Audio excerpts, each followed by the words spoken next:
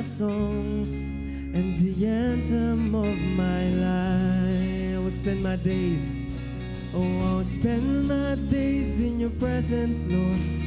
Bow before your throne. In the house of God is where I found my peace, is where I find life.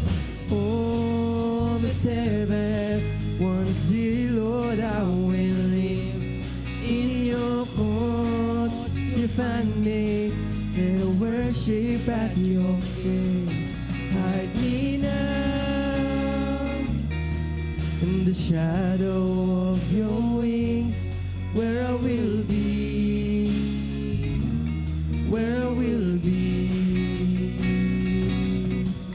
Your love is all I need, so desperately I have sought your face. I know you hear my every cry and petition that I make. Yeah, oh, I spend my days in your presence, Lord. Bow before your throne. In the house of God is where I find my peace, is where I find my, oh, the seven. One day, Lord, I will live in your courts. You find me in a worship at your feet. Hide me now, hide me now in the shadow of your wings, where I will be, where I will be. Holy Seven, Holy Seven. One day, Lord, I will live in your courts. You find me and worship at your feet. Hide me now in the shadow of your wings, where I will be, where I will be. Hallelujah! Isang pa po, palakpakan po natin ang Diyos. Hallelujah! Hallelujah! Amen. Amen. Hallelujah. To God be the glory. Hallelujah.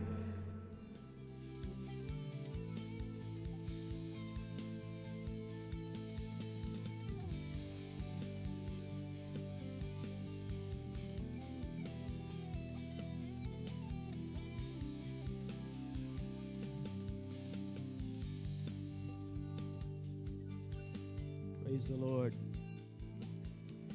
Glory to God. Po, napaka-sarap magpuri sa Panginoon. Glory to His name. Hallelujah. Announcement po, mayroon pong Youth Campfire sa August 25. Yung pong mga kabataan ay paki-mark ang date na ito. No? I think napag-usapan niyo ito and magpaalam na lang kayo ng maayos sa inyong mga parents. That will be August 25. 25, yan ay campfire. Praise the Lord. If you have your Bible with you, let's open our Bibles po sa Matthew 14 verses 22 up to 33.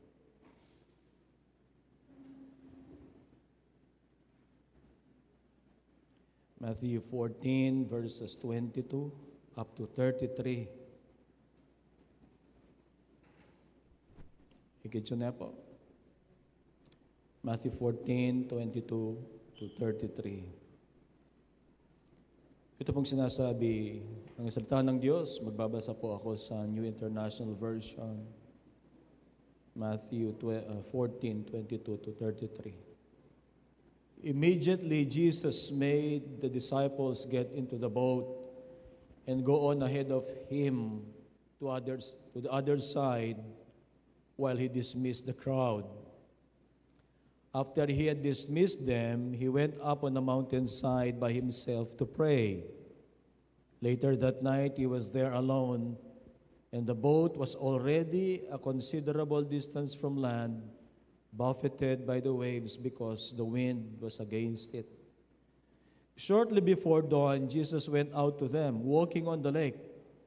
When the disciples saw him walking on the lake, they were terrified. "It's a ghost," they said, and cried out in fear. But Jesus immediately said to them, "Take courage. It is I. Don't be afraid."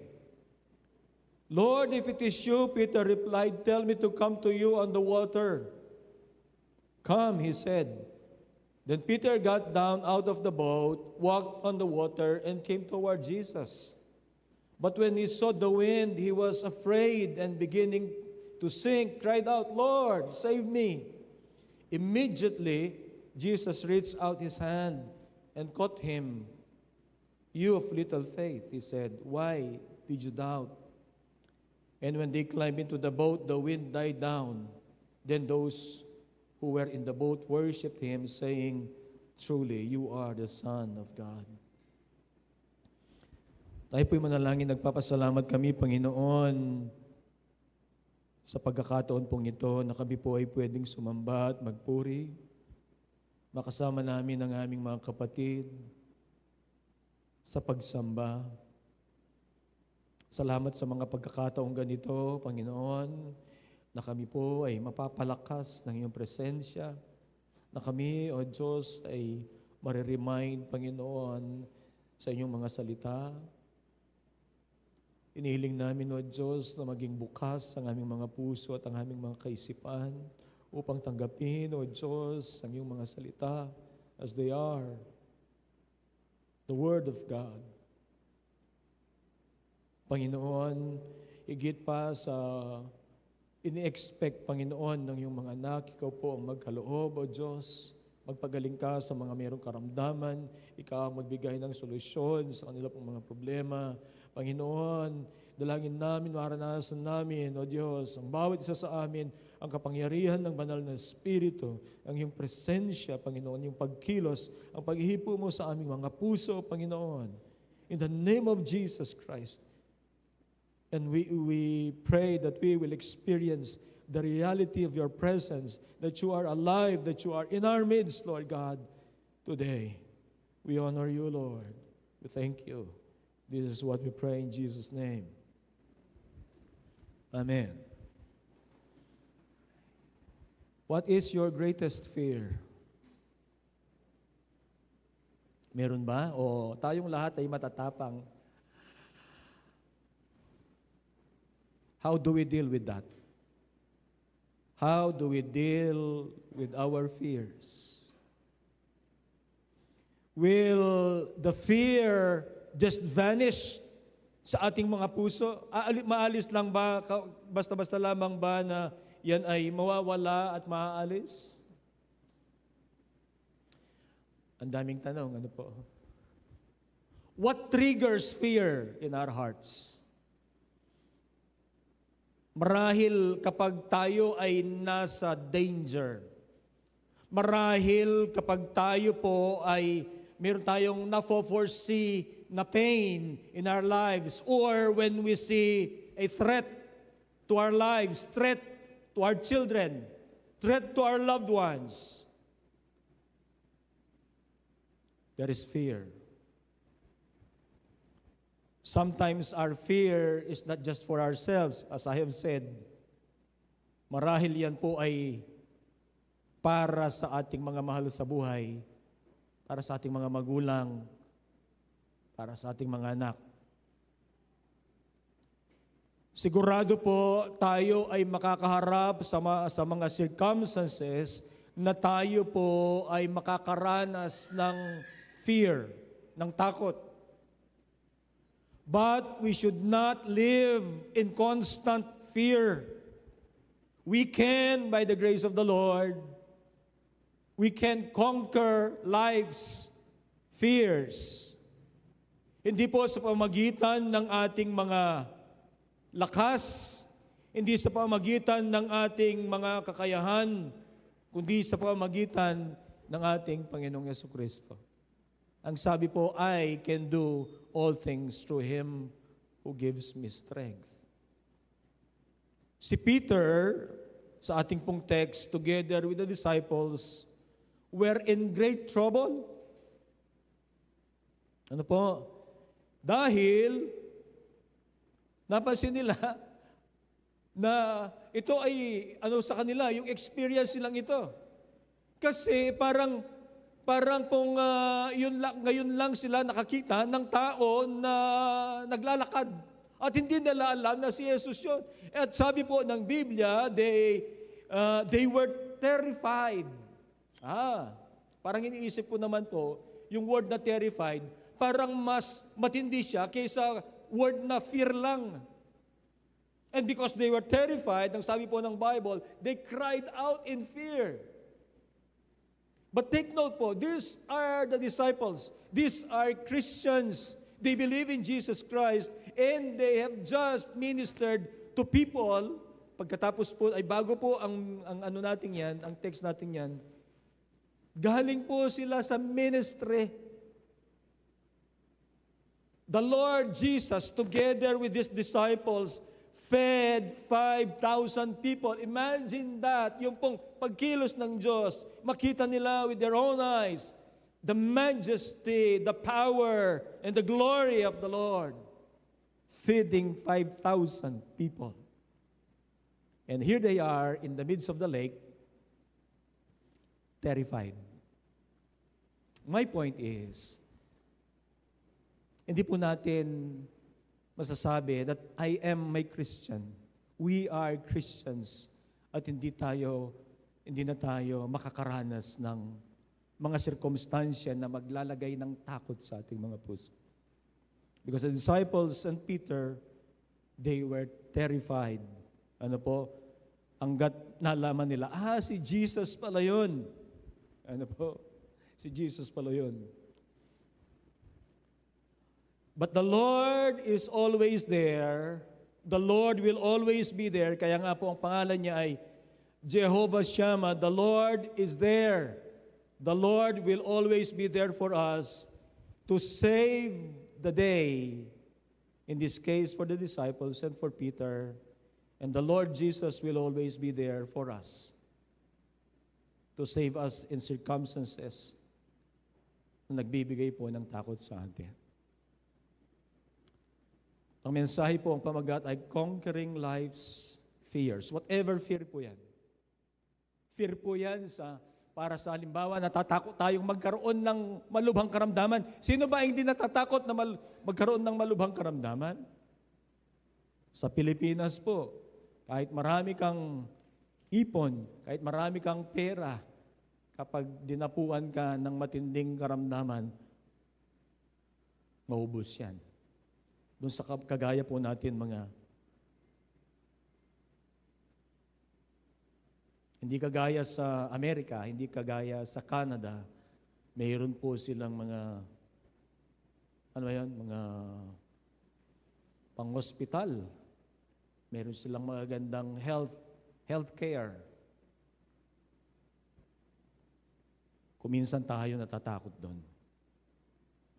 Ako po, personally, sana, kung kukunin ako ni Lord, yung minsana na lang. But by the grace of the Lord, we can overcome life's fears. Paano po? Sa verse 27, ang sinabi po ni Jesus sa verse 27 ay ito, But Jesus immediately said to them, Take courage, it is I, don't be afraid. Binanggit na po natin kanina kung bakit sila natatakot. They thought, it was a ghost. Kasi sila mismo nagsabi po sa verse 26, when the disciples saw him walking on the lake, they were terrified. It's a ghost, they said, and cried out in fear. Ay, matatakutin din pala sila sa mga ghost. Pero hindi naman, wala naman, kasi si Jesus po ito eh. Pero makikita po natin na kagad-agad, the word in NIV was immediately, Jesus immediately said to them, Take courage, it is I, don't be afraid. nakita po nila ang ginawa ng Panginoon. Balikan po yung sinabi ko kanina, nakita nila ang ginawa ng Panginoong Yesus doon po sa pagpapakain ng 5,000. Ano po? They have seen the power of God. Pero ito, ano po, kahit sila ay mga naniniwala kay Jesus Christ, hindi nila maintindihan kung paano kung bakit ang isang tao, ano po, they thought it was a ghost nga po, no? Bakit makakalakad siya sa ibabaw ng tubig? It's not familiar to them. And they did not understand that. Kaya po sila ay natakot, they were terrified, and they cried out in fear because of the things they do not understand. At kung minsan ganun po tayo, we are terrified of the things that we do not understand. Mga bagay na nangyayari sa ating mga buhay that our minds cannot comprehend. At sinasabi natin, bakit ako? Bakit kami? But Jesus will immediately dispel those fears. Ako po naniniwala talagang ito pong verse dito na inilagay po yung immediately. Hindi lang basta, but Jesus said to them, hindi lang po ganun eh. But Jesus immediately said to them. Ibig sabihin, ano po, gusto ng Panginoon na huwag tayong maglinger doon po sa ating mga terrified situations. He immediately dispelled their fears with His encouraging words. Take courage. It is I. Don't be afraid. Mga salita ng Panginoon, makapangyarihang salita ng ating Panginoong Jesucristo na nagbibigay ng assurance. Nagbibigay ng assurance ang mga salitang ito sa kanilang buhay. Ano po? Ang katotohanan ay, kung mag-advance tayo ng konti, ang sinabi ni Jesus ito, take courage, it is I, don't be afraid, na-encourage si Peter, na siya po ay lalakad doon sa ibabaw din ng tubig. Ano po? Peter's response was one with enthusiastic faith. Panginoon, sabi niya, ako rin. The point here is, nung sinabi ni Jesus, take courage, it is I, don't be afraid. Nagdagay sa puso po ni Peter ng enthusiastic faith. That's why sabi niya, Lord, ako rin. Ang salita ng Diyos ay makapangyarihan. Kapag sinabi ng Diyos, take courage. We should take courage. Sinabi po niya doon po sa libro po ng Joshua, sabi niya, do not be afraid. Do not be discouraged. Sasamahan kita. The encouraging words of Christ, yan po ay nagbibigay ng lakas sa atin in order for us to conquer life's fears and struggles. Kaya lang dapat alam natin ang boses ng Panginoon. Si Peter, nabobosesan niya. Nung mga previous na pangangaral ko po dito, ibibigay natin yung parang yung context nito.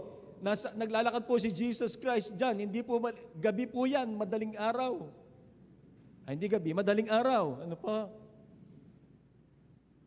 At hindi nila maaninag si Jesus, kaya ang sabi po ni Peter, Lord, if it is you.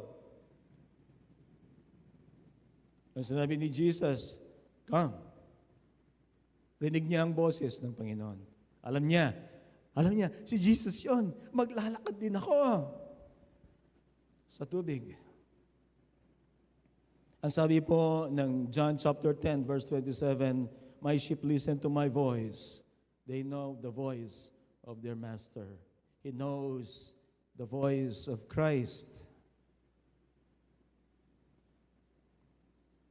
Nagkaroon siya ng faith. Ay, si Jesus yon.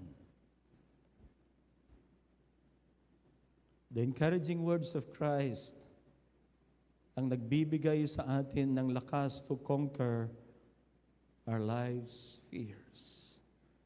Ang salita ng Diyos na ating nababasa sa mga panahon na tayo natatakot, sa mga panahon na parang may agam-agam sa ating mga puso, parang ang future natin ay hindi natin alam, ang kalagayan, ang health natin ay hindi natin mawari, ang kinabukasan natin ay hindi natin sigurado. Punta po tayo sa salita ng Diyos. Do not worry about your life, ang sabi po. I do not worry about the food you are to eat. Life is much more important than food. Christ's words bring encouragement to us. It gives rest to our weary mind and heart. It gives comfort and peace sa ating pong mga buhay. Amen. Magtatagumpay tayo. We will conquer life's fears because of the word of Christ. Nung magkaroon po ng faith si Peter, sabi ko nga po, enthusiastic faith. But that enthusiastic faith was short-lived. Mabilisan po yan eh. Ang sabi po ng King James Version, boisterous wind. Ano yung boisterous? Parang maingay. Sa Kapampangan, itang ingtsup na ning angin. Masikan. Parang bagyo. Naranasan nyo na po yung nung bagyong Santi, natatandaan ko, alas 12 data dumating yun. Yung pinagbubunot, yung mga halos lahat yata ng mangga sa madaanan niya. Mayroon pong 6 na mangga yata dyan, sa bakanting lote na yan. Natumba lahat. May silip-silip akong gano'n. Madilim, makita mo maririnig mo yung lakas ng hangin. Matatakot ka. Talaga. Ito, boisterous, ang sabi po ng King James.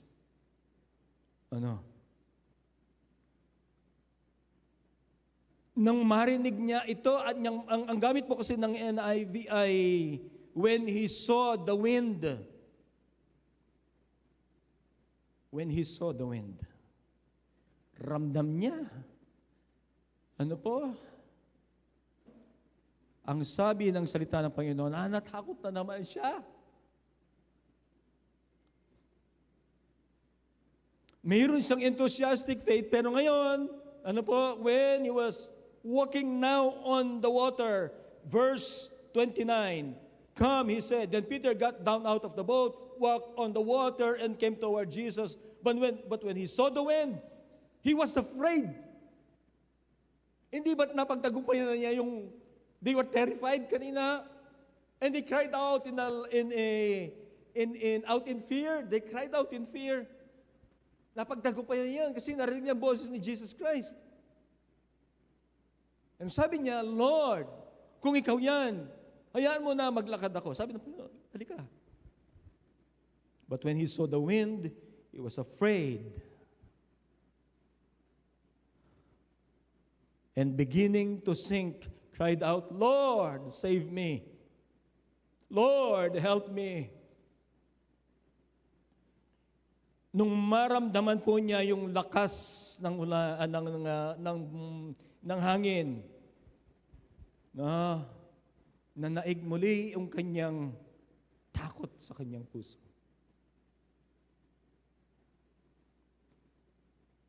Di po ba parating tinatanong, tumakot siya, biya siya pangkaway. Marunong lumangoy ito eh. Bakit matatakot siyang malunod? Talagang malakas siguro ang ulan, ang hangin. Hindi ba fisherman ito? But he was overcome with fear. Ang sabi po ng Biblia, he was afraid.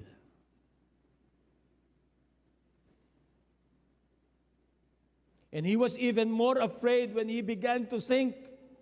In-experience na, nakalakad na siya. Siguro hanggang dito, hanggang dyan sa may pintuan, nakalakad na siya. Ay, ano kayang feeling nun? Nung pinangakuan ka ng Panginoon, halika, tapos naglakad siya. Siguro sabi niya wow, nakapaglalakad ako sa tubig. Praise God! Pero naramdaman niya yung lakas ng hangin. Narinig niya yung sound ng hangin na ito. Malakas.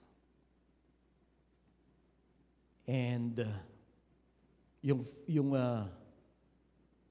faith niya naalambungan ng takot.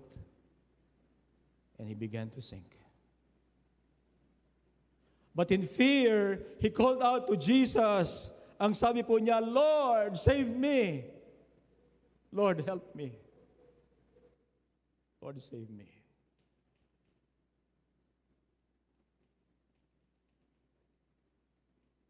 Notice the word immediately again. Verse 31. Do you have your Bibles with you? Verse 31. Immediately, Jesus reached out His hand and caught him. Parati po ang Lord, immediately, parati pong agad-agad nandyan po ang tulong ng Panginoon. Immediately, Jesus extended His hand. We will overcome life's fears because of the reaching hand of Christ. He reaches us to help para alisin po tayo dyan sa ating pagkakalubog. Amen po ba? He will extend His hand, alisin po tayo doon sa ating pagkakalubog. When we are afraid and life begins to sink, our lives begin to sink, we can always call on Jesus and find help.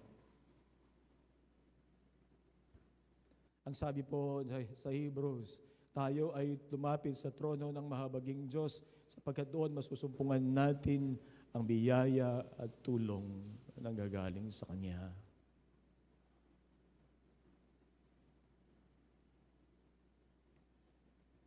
Ang sabi po ng Psalm 103, verses 1 to 5. Ang sabi po, praise the Lord, O my soul, and forget not all His benefits. Who forgives all your sins and heals all your diseases. Who redeems your life from the pit. He redeems our lives from the pit. Ano ba yung pit? Parang naisip ko po yan, yung hukay na malalim na hindi ka pwedeng makaakyat.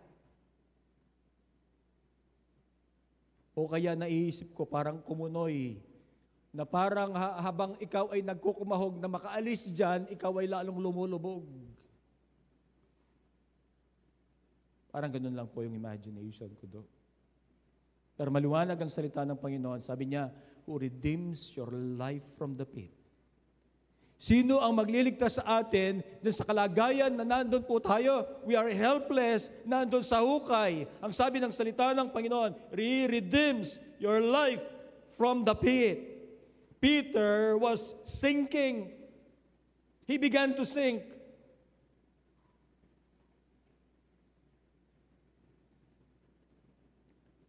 He was helpless. Kahit marunong siyang lumangoy. Tumawag siya sa Panginoon, Lord, save me. Lord, ligtas mo ko po. When we are afraid and our lives begin to sink, we can always call on Jesus and find help. Lord, sopan mo ko po. Lord, iligtas mo ko po. Ang pansinin po natin dito ay Si Peter po, based sa sinabi ni Jesus, siya ay nag-doubt. Nag-doubt ba siya? Sinabi kasi ni Jesus sabi niya, "You of little faith, why did you doubt?" Di nag-doubt siya.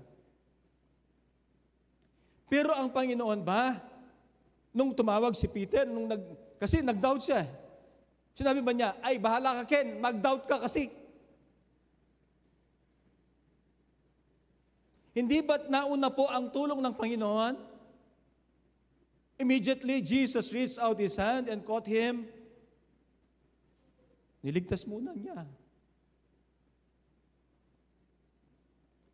You of little faith, why did you doubt? He doubted, but that would be a learning experience for him to trust God more, na hindi siya pababayaan ng Diyos. Hindi tayo pababayaan ng Diyos. Amen. Na parati nandyan ang kamay ng Panginoon, the right hand of God. Ay hahanguin tayo, aalisin tayo doon sa kumunoy, doon sa paglubog natin, aalisin po tayo doon ng Panginoon. Many in life will knock us down. Sa trabaho yan, sa mga relationship yan. That's the reality of life. Many in life will knock us down. And some will try to sink us. Situations, people.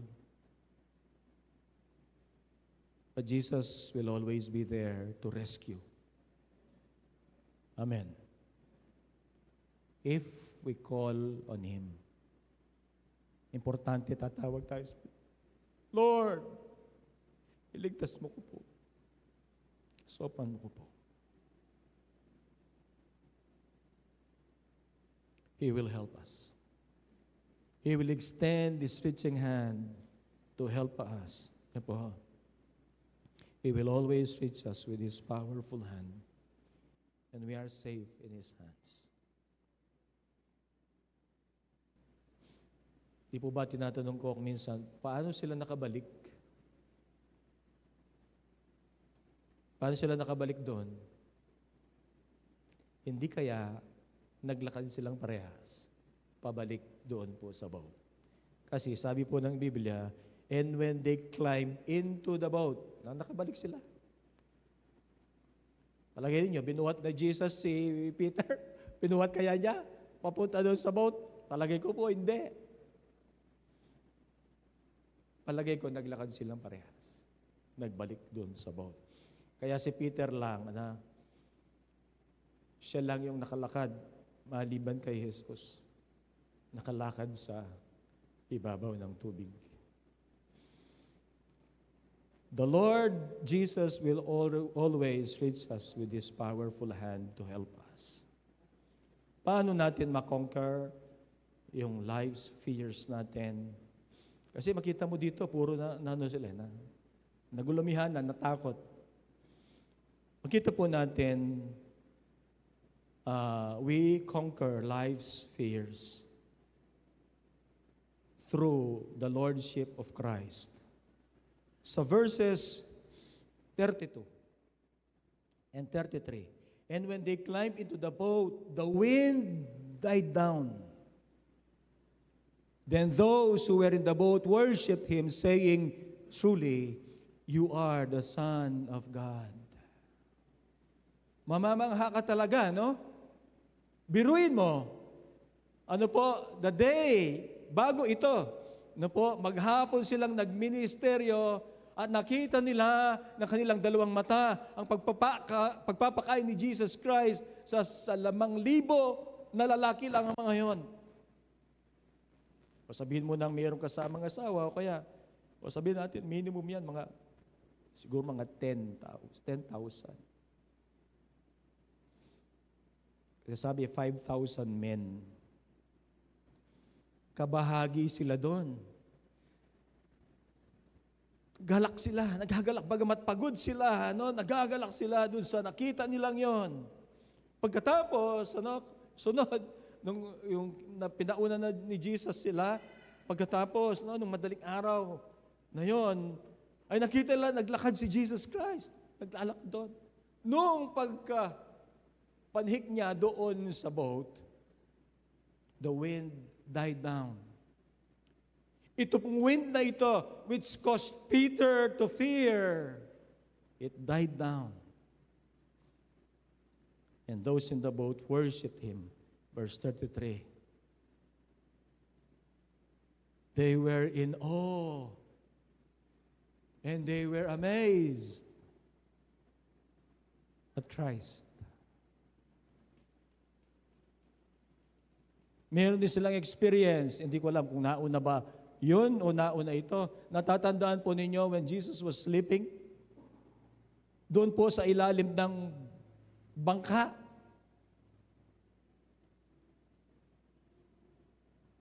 Paano siya matutulog doon? Stern. Ako po, hindi ko ma-interpret ito kasi ang alam ko mga bangka, yung mga maliliit na bangka sa atin, sa ilog niyan, kung dating mayroong mga nagbabangka. Pero nung nakasakay po ako ng motorized bangka sa Zambales noon, naintindihan ko paano pwedeng matulog dun sa ilalim. Yung malaki ng konti na bangka. Pwede. Yung lalagyan nila ng gamit. Natutulog si Jesus doon. Pagkatapos, ang mga disciples, dahil bumabagyo,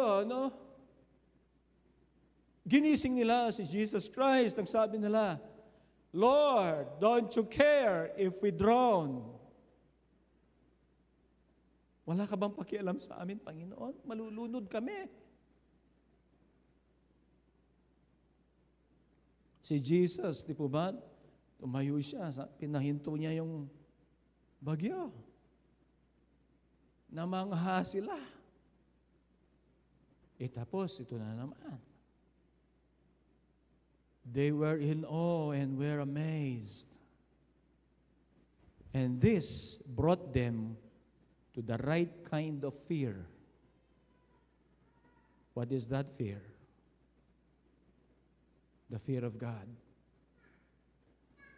Nagdala sa kanila doon sa natakot sila sa Diyos, nagkaroon ng takot sa Diyos, and they worshiped Him. And bigyan ko lang po ng emphasis, si Jesus, hindi po siya tumanggi sa pagsamba na yan.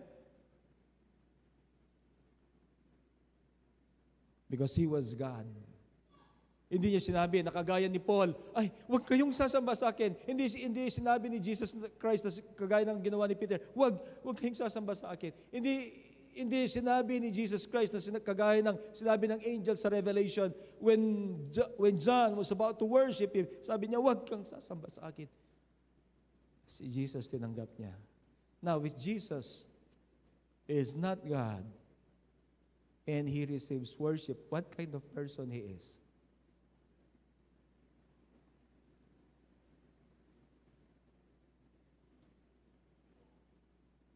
But He is truly God. He received worship. Mayroong patotoo even God, the Father. Sa Hebrews, chapter 1, sabi niya, the Lord said to my Lord,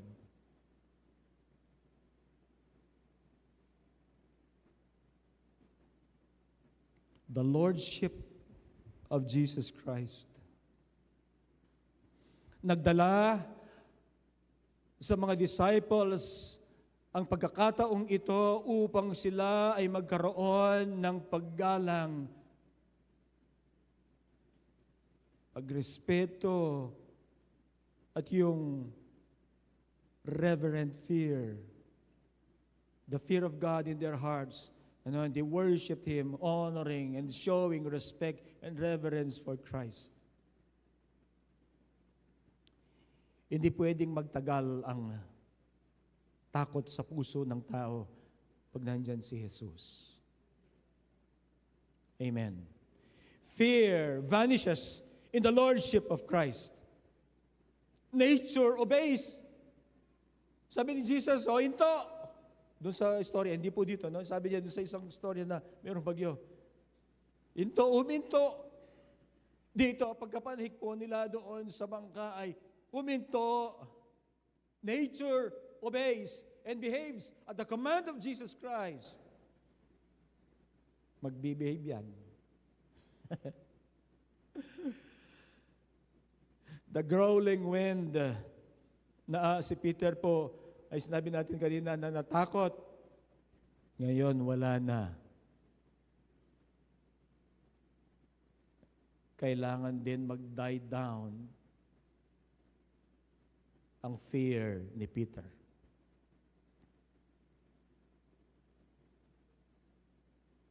Sources of fear will have to bow down at the feet of Christ.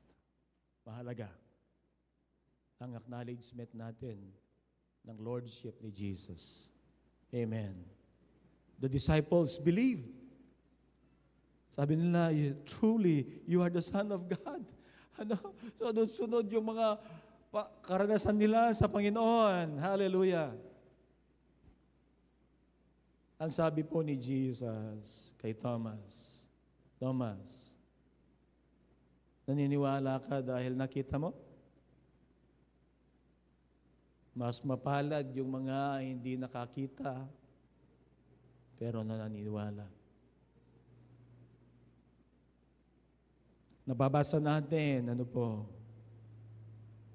I believe God can still do miracles today. He can heal our diseases today. He can do mighty things today.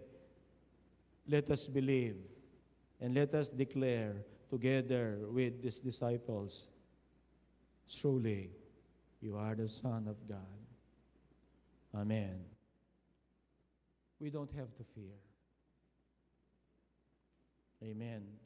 Darating po yan, pero hindi kailangan manatili po yan. We don't have to fear. The Lord is with us. Meron akong nakita sa Olympics ngayon. Kasi parang ang athletics ay huli, ano? Parang yun yung highlight eh.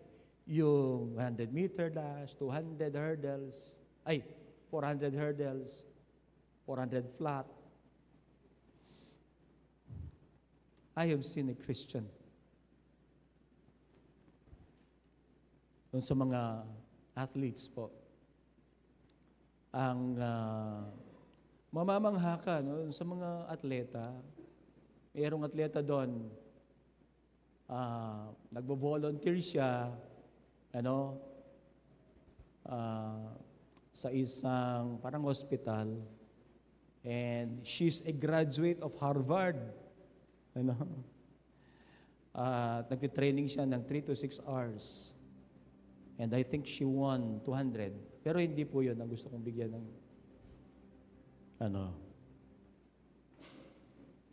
yung si Sydney. Anak si Pilido yung Sydney. Siya po ay sa Amerika, tingnan ko lang ang kanyang apelyido.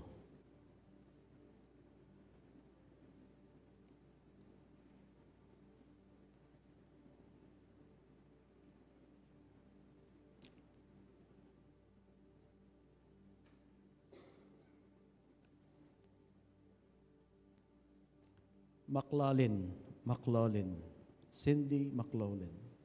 Hindi ko po alam, marahil na alam niyo na yung pangalan na ito. Matapang siya.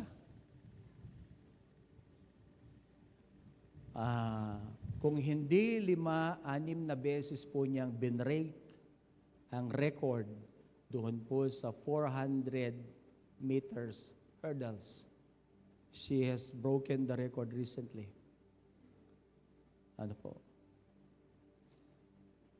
And she was a Christian. She is. a Christian. At matapang siya. She doesn't care. She doesn't care kung mayroong mga sponsor siya ng mga mayayaman at dahil sinabi niya ang kanyang faith dun sa kanyang pagkapanalo. No?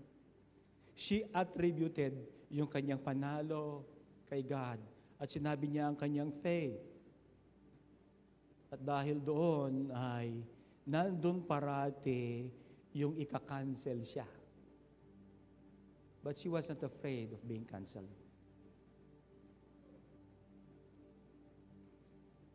Sana ganun tayo. Ano po? Sana ganun tayo, katapang.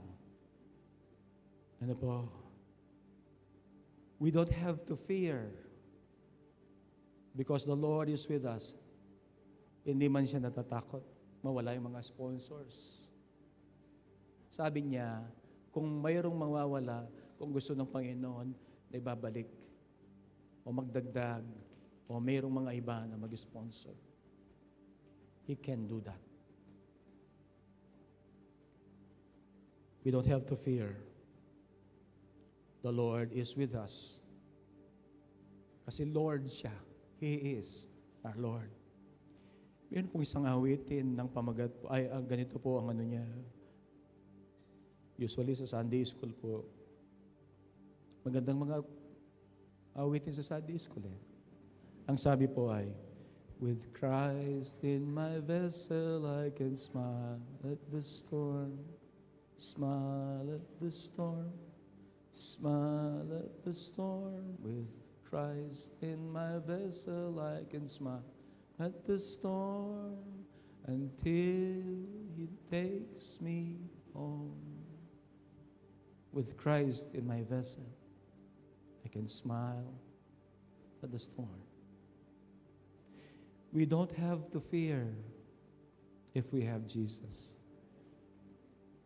His encouraging words, ang sabi niya, take courage. It is I. It is I. Don't be afraid. His encouraging words give us strength. Alam natin na ang kanyang kamay, He extends His hand to save us and help us. Why do we need to fear? Andyan ang tulong ng Diyos. Ano po? And His Lordship gives us confidence that He is in control. Is He not in control? He is. He is in control. Kung saan po papunta ang history. He is in control of our lives. Trust Him. Amen. We don't have to fear. He is our Lord. Tayo pong lahat, tumayo.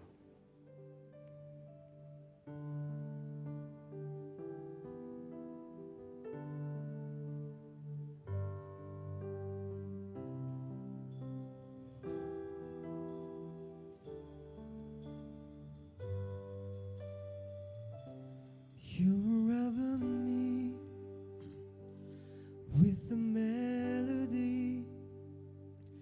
You surround me with a song of deliverance from my enemies till all my fears are gone. I'm no longer a slave to fear. I am a child of God. I'm no longer a slave to fear. I am a child of God.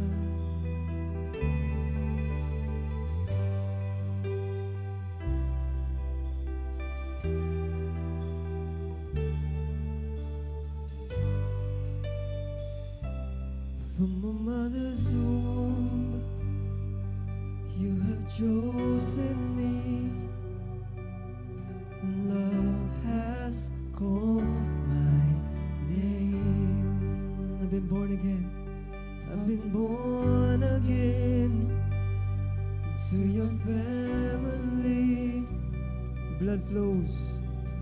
flows through my veins. Because I'm no longer a slave to fear. I am a child of God. I'm no longer a slave to fear. I am a child of God.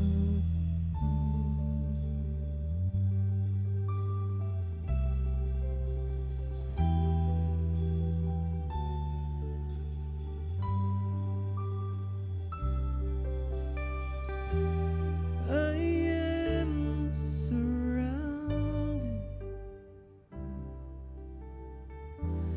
by the arms of the Father. I am surrounded by songs of deliverance. We've been liberated Hallelujah.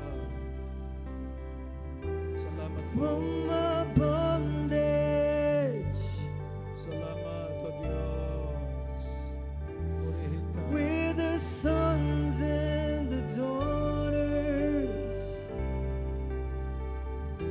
Well, let us sing our freedom.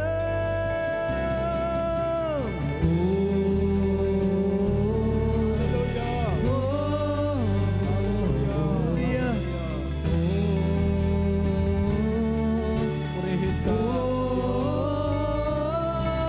Hallelujah. Salamat po. Purihin ka.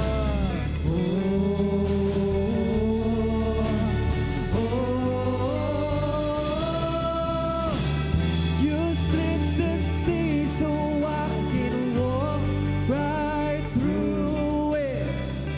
My fears were drowned in perfect love. Oh, you rescued me. You rescued me, and I will stand and still. I am a child of God. You split the sea.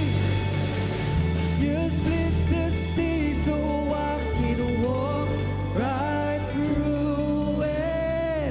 You drown my fears in perfect love. Hallelujah. You rescue me, and I will stand and sing. I am a child of God. Yes, I am. I am a child of God. Yes, we were. I am a child of God. Hallelujah. Hallelujah. Salamat, Panginoon, sa iyong mga salita na nagbibigay ng lakas ng loob sa amin. Salamat, Panginoon, at sa iyo makakasumpong po kami ng kapahingahan. Kami ay makakasumpong, Panginoon, ng tulong. You will always reach your hands to us. Extend your powerful hand to us. Salamat, Panginoon, na ikaw ang Diyos. Salamat. Ikaw ang may control ng lahat. We don't have to fear. Salamat po.